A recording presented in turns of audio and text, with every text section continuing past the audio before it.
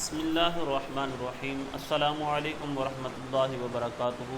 سامعین Mohtasham, channel Islamic view میں میں حافظ علی مراد ایک نئے سبق کے ساتھ آپ کی خدمت میں حاضر ہوں۔ آج کے سبق میں ہم 25ویں پارے کے مضامین پر مختصراً گفتگو کریں گے۔ 25ویں پارے کے مضامین: حامیم سجدہ۔ اس پارے کی ابتدا میں بتایا کہ قیامت، شگوفوں سے نکلنے والے پھلوں، حمل اور وضع حمل کا علم اللہ کی طرف لوٹایا جائے گا۔ انسان کی فطری خود غرضی کو آیت نمبر 49 میں بیان کیا کہ انسان اپنی بھلائی کی دعا مانگتے ہوئے تو کبھی تھکتا نہیں، اور اگر اسے کبھی کوئی شر پہنچ جائے تو وہ مایوس اور نا امید ہو جاتا ہے۔ آیت نمبر 51 میں پھر فرمایا کہ جب ہم انسان پر کوئی انعام کرتے ہیں تو وہ منہ پھیر لیتا ہے اور پہلو بچا کر ہم سے دور ہو جاتا ہے، اور جب اس پر مصیبت آتی ہے تو لمبی چوڑی دعائیں کرنے والا ہو جاتا ہے۔ یعنی اللہ کی ذات سے وہ خود غرضی اور ذاتی منفعت بھی مبنی تعلق تو قائم رکھتا ہے، مگر اس کے حکام کو فراموش کر دیتا ہے۔ مزید بتایا کہ انسان کو تکلیف پہنچنے کے بعد اللہ کوئی رحمت عطا کرے تو وہ اسے انعام الہی سمجھنے کے بجائے اپنا استحقاق سمجھنے لگتا ہے اور قیامت کا انکار کرنے لگتا ہے، اور یہ کہتا ہے کہ اگر قیامت آ بھی گئی تو وہاں بھی مجھے یہ سب نعمتیں حاصل ہوں گی۔ اللہ تعالیٰ فرماتا ہے کہ ہم کافروں کو ان کے اعمال بد کا مزہ سخت عذاب کی شکل میں چکھائیں گے۔ سورۃ الشعراء۔ اس سورت کے شروع میں ایک بار پھر اللہ تعالیٰ کی قدرت کو بیان کیا اور قیامت کے منظر کو بیان کرتے ہوئے فرمایا کہ ان قریب آسمان اس کی ہیبت سے اپنے اوپر پھٹ پڑیں گے، یعنی آسمانوں کی شخصہ اور ریختہ اوپر سے نیچے کی طرف ہوگی، اور فرمایا فرشتے اس کی حمد کے ساتھ تسبیح پڑھتے رہتے ہیں اور زمین والوں کے لیے مغفرت طلب کرتے رہتے ہیں۔ سنو، بے شک اللہ ہی بہت بخشنے والا اور بے حد رحم فرمانے والا ہے۔ آیت نمبر 8 میں بتایا کہ اگر سب لوگوں کی جبری اطاعت اللہ تعالیٰ کی مشیت ہوتی تو وہ سب لوگوں کو ایک دین پر کاربند فرما دیتا، لیکن جزا و سزا کا مدار اختیاری اطاعت پر ہے۔ جو اپنے اختیار سے اطاعت کریں گے وہی رحمت کے حقدار ہوں گے۔ آیت نمبر 13 سے بتایا کہ نوح علیہ السلام اور ان کے بعد آنے والے تمام انبیاء کرام کی شریعتوں میں دین ایک ہی اساس کے طور پر شامل رہا ہے، اور آپ کے لیے بھی اسی دین کو مشروع مقرر کیا، اور دین میں تفرقہ کی گنجائش نہیں ہے، لہٰذا آپ اسی دین کی طرف دعوت دیں اور ثابت قدم دیں، اور منکرین دعوت کی خواہشات کی پیروی نہ کریں۔ آیت نمبر 19 میں بتایا کہ جو آخرت کی جزا کے طلبگار ہیں ان کے لیے آخرت کی نعمتوں میں اضافہ ہوگا، جو صرف دنیا کی طلبگار ہیں ان کا آخرت میں کوئی حصہ نہیں ہوگا۔ آیت نمبر 27 میں بتایا کہ اگر اللہ تعالیٰ اپنے سب بندوں کا رزق وسیع کر دیتا تو وہ ضرور زمین میں سرکشی کرتے، لیکن اللہ اپنی حکمت سے جتنا چاہے روزی عطا کرتا ہے، بے شک وہ اپنے بندوں کے حالات سے باخبر ہے۔ آیت نمبر 36 سے بتایا کہ تم کو جو کچھ بھی دیا گیا ہے دنیا کی زندگی کا فائدہ ہے، جو کچھ بھی اللہ کے پاس ہے وہ ایمان والوں کے لیے زیادہ اچھا ہے اور زیادہ باقی رہنے والا ہے، اور اپنے رب پر ہی توکل کرتے ہیں۔ مزید بتایا کہ مسلمانوں کے معاملات باہمی مشاورات سے طے ہوتے ہیں، اور برائی کا بدلہ اس جیسی برائی، یعنی یہ عدل کا تقاضا ہے، لیکن جس نے اپنے قصوروار کو معاف کر دیا اس کا اجر اللہ تعالیٰ کے ذمہ کرم پر ہوگا۔ آیت نمبر 49 سے بتایا کہ آسمانوں اور زمین کی سلطنت اللہ ہی کے لیے ہے، جو چاہے پیدا کرتا ہے، جس کو چاہے بیٹیاں عطا کرے، جسے چاہے بیٹے دے، جسے چاہے بانجھ کر دے، بے شک وہ بہت علم والا اور قدرت والا ہے۔ مزید فرمایا کسی بشر کی شان میں نہیں ہے کہ وہ اللہ سے کلام کرے سوائے اس کے کہ وہ وحی فرما دیں یا پردے کی اور سے کلام فرما دیں، یعنی وہ کسی فرشتے کو بھیج کر وہ اللہ کے حکم سے جو چاہے وہی کرے۔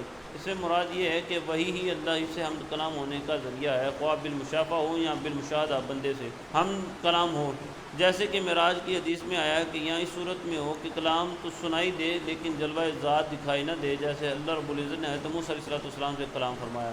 مزید فرمایا کہ اسی طرح ہم نے اپنے حکم سے آپ کی طرف روح یعنی قرآن کی وحی کی ہے، اس سے پہلے آپ از خود یہ نہیں جانتے تھے کہ کتاب کیا چیز ہے اور ایمان کیا چیز ہے، لیکن ہم نے اس کتاب کو نور بنا دیا جس سے ہم اپنے بندوں میں سے جسے چاہیں ہدایت دے دیتے ہیں، اور بے شک آپ ضرور صراط مستقیم کی طرف ہدایت دیتے ہیں۔ اس کا مطلب یہ ہے کہ کتاب اللہ کا ماخذ وحی ربانی ہے، اس کا مدار عقل و قیاس پر نہیں ہے۔ سورۃ الزخرف۔ سورت کے شروع میں بتایا کہ ہر عہد کے منکرین اپنے نبی کا مذاق اڑاتے رہے، پھر ہم نے بڑی طاقتور قوموں کو بھی ہلاک کر دیا۔ کفار فرشتوں کو اللہ کی بیٹیاں قرار دیتے ہیں حالانکہ وہ اللہ کے بندے ہیں۔ اللہ تعالیٰ نے فرمایا کیا یہ لوگ ان فرشتوں کی پیدائش کے وقت موجود تھے؟ چنانچہ آیت نمبر 16 میں کفار کی اس انداز کے بارے میں بیان فرمایا کہ کیا اس نے مخلوق میں سے اپنے لیے بیٹیاں بنائی اور تمہارے لیے بیٹے مختص کر دیے؟ حالانکہ ان میں سے جب کسی کو اس کی بشارت دی جاتی ہے جس کے ساتھ اس نے رحمان کو متصف کیا یعنی بیٹیاں، تو اس کا چہرہ سیاہ پڑ جاتا ہے، وہ غصے میں کڑھتا رہتا ہے۔ آیت نمبر 31 سے کفار مکہ کا یہ مطالبہ بیان ہوا کہ یہ قرآن دو بستیوں مکہ اور طائف کے کسی بڑے آدمی یعنی ولید بن مغیرہ ابو مسعود ثقفی پر کیوں نازل نہیں کیا گیا۔ اللہ رب العزت نے فرمایا کہ کیا آپ کے رب کی رحمت کو یہ تقسیم کرتے ہیں، یعنی یہ فیصلہ تو اللہ تعالیٰ کرنا ہے، منصب نبوت کسے عطا کیا جائے۔ ہم نے اس کی دنیاوی زندگی میں ان کی معیشت کے وسائل کو تقسیم کیا اور ہم نے معاشی اعتبار سے بعض کو بعض پر کئی درجہ فضیلت عطا کی ہے تاکہ وہ ایک دوسرے سے خدمت میں ہو۔ آپ کے رب کی رحمت اس مال سے بہت بہتر ہے جس کو یہ جمع کر رہے ہیں۔ دنیا کی زندگی کی بے بکاتی کو بیان کرتے ہوئے فرمایا کہ اگر لوگوں کے کفر میں مبتلا ہو جانے کا اندیشہ نہ ہوتا تو ہم ان کے لیے گھروں کی چھتیں، سیڑھیاں، دروازے اور مسندیں چاندی کی بنا دیتے، اور چاندی ہی کیا سونے کی بھی بنا دیتے، اور یہ سب دنیا کے سامان جیست ہے، اور آپ کے رب کے پاس آخرت کی نعمتیں زیادہ متقین صرف متقین کے لیے ہیں۔ مزید فرمایا کہ جو رحمان کی یاد سے غافل ہو، اندھا ہو جاتا ہے، اس پر ہم شیطان کو مسلط کر دیتے ہیں تو وہی اس کا ساتھی ہے۔ آیت نمبر 67 سے بتایا کہ دنیا میں جو منکرین ایک دوسرے کی دوستی کا دم بھرتے ہیں وہ ایک دوسرے کے دشمن بن جائیں گے، یعنی ایک دوسرے کے خلاف سلطانی گواہ بنیں گے، لیکن اہل تقویٰ کی دوستی کا رشتہ قیامت تک جاری و ساری رہے گا۔ انہیں بشارت دی گئی ہے، اب تم ہر قسم کے خوف اور رنج و علم سے آزاد ہو، اپنی بیویوں کے ساتھ ہنسی خوشی جنت میں داخل ہو جاؤ۔ ان کے لیے من پسند اور نگاہوں کو لبھانے والے معقولات اور مشروبات کے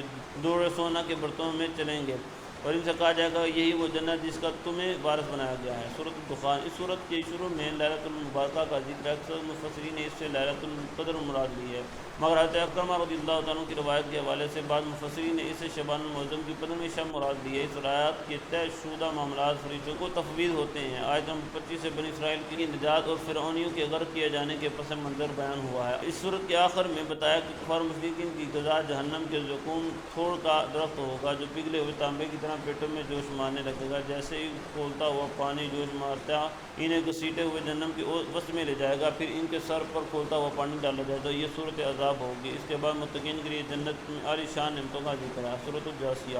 اس صورت کے شروع میں اللہ تعالیٰ کی قدرت اور جلالت کی نشانیاں ذکر ہیں۔